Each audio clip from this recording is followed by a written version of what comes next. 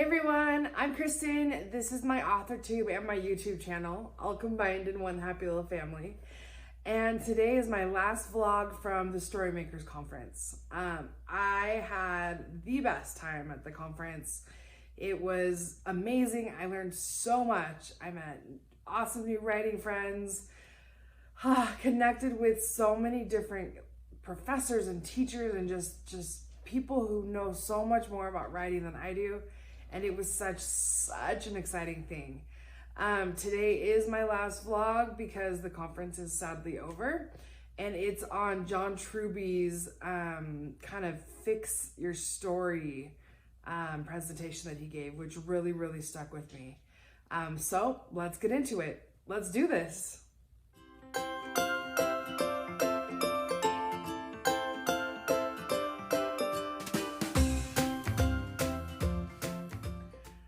So John Truby basically gave this presentation that said, you can fix your story immediately with 7 techniques. And as soon as he said that, my ears perked right up, because we all have plot holes, we all have problems in our stories. And for him to say, easy fixes, 7 steps, like I'm all ears. So I just want to briefly walk through the steps and kind of talk about how I feel about each of them, whether or not I think that it's a good fit for my story or not. But either way, he was an amazing presenter. Obviously, he's very talented. He is a rock star in his field. And I was super honored just to listen to him give this presentation. So the first one is, your hero is an underdog who must overcome extreme odds. And I don't know if I want my hero to be an underdog necessarily, but he makes a good point. Like, you need to treat your hero like they're an underdog. And that means giving them strong opponents, giving them an awesome villain. It also means giving them qualities and quirks that they personally have to overcome.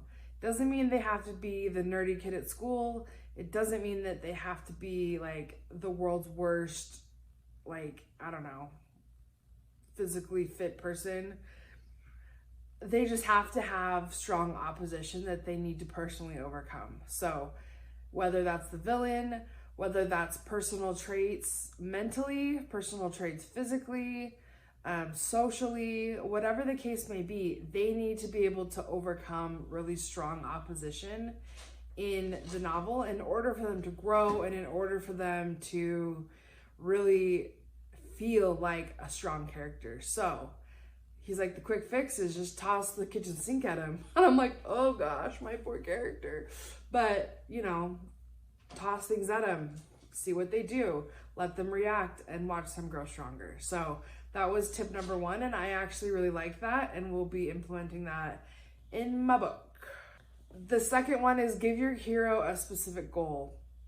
And this needs to be from the get-go. And so the fix for this problem, if your hero does not have a goal, is to give them a goal, but to give it to them in like the very first chapter. We need to know what your character wants, and we need to know why. We need to know why it's so important. And yeah, like, just give them a goal, and give them a goal right up front. My character doesn't really have one of those, and so I'm definitely going to add that in. This has been the most effective conference for making my book better so far. Like, yes, people liked what they read a couple of days ago, but like, I have so many ideas on how to make it so much better. So this is one of them. Give them a goal and explain why it's important. So that was number 2. Number 3 is, give them a super intense desire. Make it something that they absolutely have to have. It can be like a love interest. It can be a certain status. It can be an object. It can be all sorts of things, but make it a desire and explain and show those emotions and those desires really well, so that the audience really captures kind of how important it is to your character. And then obviously give them that pursuit of chasing it. Like, I think that's the really important thing here. Along with that comes actions that your character would take that you would never expect them to. And so that kind of can also be a catalyst for, oh, hey, why the heck is my character doing this? It's out of character. Okay, well, it has everything to do with her goal or that thing that she desires like crazy. So super quick fix, just give her something that she wants really bad and then watch what she does and think of things and ways that she can get it. I thought that was really, really, really awesome. The fifth one is giving your character good opponents. Like, yes, there's the main bad guy, but he suggests along with that main bad guy, also giving them 2 other opponents to kind of have to tackle. Whether that's a frenemy, whether that's someone who just doesn't like them, whether it's the bad guy's cronies, like whatever. I mean, you think about like Harry Potter, for example. Okay, he's got Voldemort, but he's also got Draco Malfoy. He's also got Professor Quirrell. He's also got Professor Snape in a lot of ways. He's got all of these people in various forms throughout the series that are opponents to him.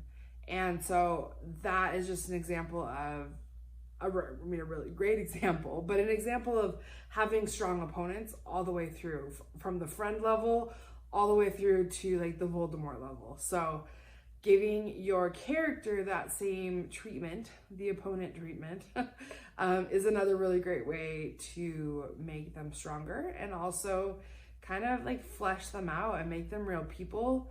Watch how they react. And so he's like, throw opponents at him too. Make a friend go bad. You know, obviously the bad guy is one of them, but you know, 2 more people that they have to overcome is only going to make them a better character. So I thought that tip was like freaking fantastic. And I actually combined 2 techniques into one there, because one was like giving him a main opponent and the second one was giving him the 2. But I think in my story, that combination is going to be really effective. Like, give him the main one, give him maybe a bad guy's like little sidekick, give him a frenemy, and give him maybe 1 more, and him. My protagonist is a girl. JJ, it's late. It's been a long day. A lot of information squashed in my brain. But yeah, so I squished those 2 together, just, you know, for keeping the story straight. I just wanted to include that. And then the last one, I'm not even keeping track, but these are the ones that I wrote down and the ones that I am definitely going to fold into my book, is to combine 2 or 3 genres of writing. And I didn't even think about that. Like, I thought, okay, young adult, that's great. I'm just going to do this, but make it spin, make it interesting, add another thing. So maybe make some of it romance, maybe make some of it a spy book, which is like ding ding ding winner for me. I love spy books. Make it a mystery, make it, you know, so many elements. There's so many genres that you can pick, but combine them. So obviously you want one to be the main one, and that for me is young adult, fiction, urban fantasy. Like, that's kind of where my main like throwaway is. But then add in some mystery, add in some romance, add in some other stuff, and I think it'll really make my book stronger. And so I need to figure out what I want to add in there, but it's definitely something that I will be adding and something that I didn't even think of. So thank you to John Truby, because I didn't even think of half of these things. I don't know if I hit all 7, but I hit enough of them to know that this presentation really changed the way that I write, and it changed the way that, I will be going forward with my stories. So thank you to Storymakers. This is sadly the last vlog, but I did promise my response to the Brandon Sanderson presentation, which was phenomenal. Like I mentioned, he's in a class of his own. He's so good and so funny and nice. Like, I just want to be him when I grow up, except like the girl version. But anyway, so signing off on vlog 3. I hope you've enjoyed these as I've kind of gone through the Storymakers conference. I'll get back to my normal video schedule next week, and I hope to see you there. Hope to see you at my next video. Have a good night.